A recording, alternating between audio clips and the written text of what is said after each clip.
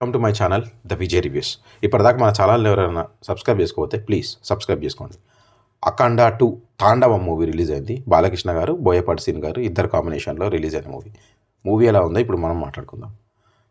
మాది hit combination. మేమేం చేసినా చెల్లుద్ది అనుకున్న ప్రతి హీరో డైరెక్టర్కి ఇది పర్ఫెక్ట్ ఎగ్జాంపుల్ అండి. సినిమాలో కామెడీ లేదు, సినిమానే ఒక పెద్ద కామెడీ.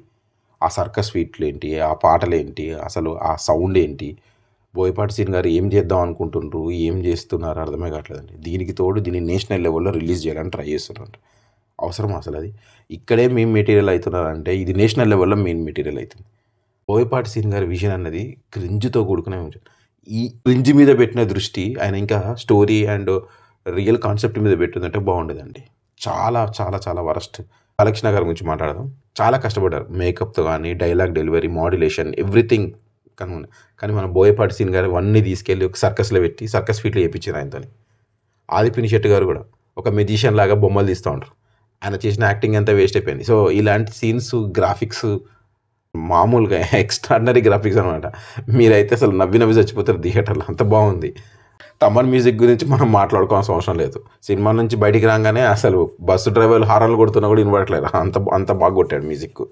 సార్ తమన్ గారు, మ్యూజిక్ అంటే లౌడ్ కాదండి. ఫస్ట్ మీరు ఇది అర్థం చేసుకోవాలి.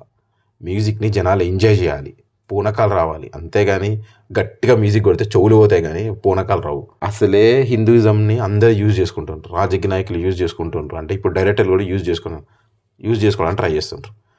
అవసరం ఉన్నా లేకపోయినా బ్యాక్గ్రౌండ్లో దేవుళ్ళ ఫోటోలు పెడితే సినిమా హిట్ అవుతుందని అనుకుంటుంటారు. మీ ఇష్టమే. గ్రాఫిక్స్ వచ్చినాయి అండ్ ఏఐ వచ్చింది కాబట్టి మీ ఇష్టం వచ్చినట్టు క్రియేట్ చేసుకుంటుంటారు. సంబంధమే లేని డైలాగులు చెప్తూ ఉంటారు మధ్యలో. ఆ క్రింజ్ షార్ట్స్ ఉంటాయి. అసలు ఫైట్ సీన్స్ గురించి మనం ఎంత తక్కువ మాట్లాడుకుంటే అంత మంచిది.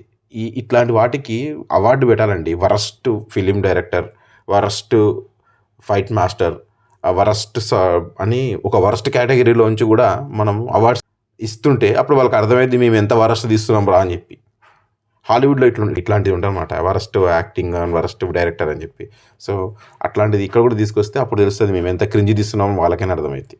Really it was very disappointing. నాకైతే అస్సలు ఎక్కలేదు.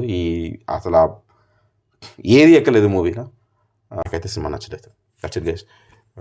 ఈ రివ్యూ కనుక మీకు నచ్చినట్టయితే లైక్ చేయండి, షేర్ చేయండి అండ్ కామెంట్ చేయండి. సబ్స్క్రైబ్ చేయడం మర్చిపోకండి. Thank you.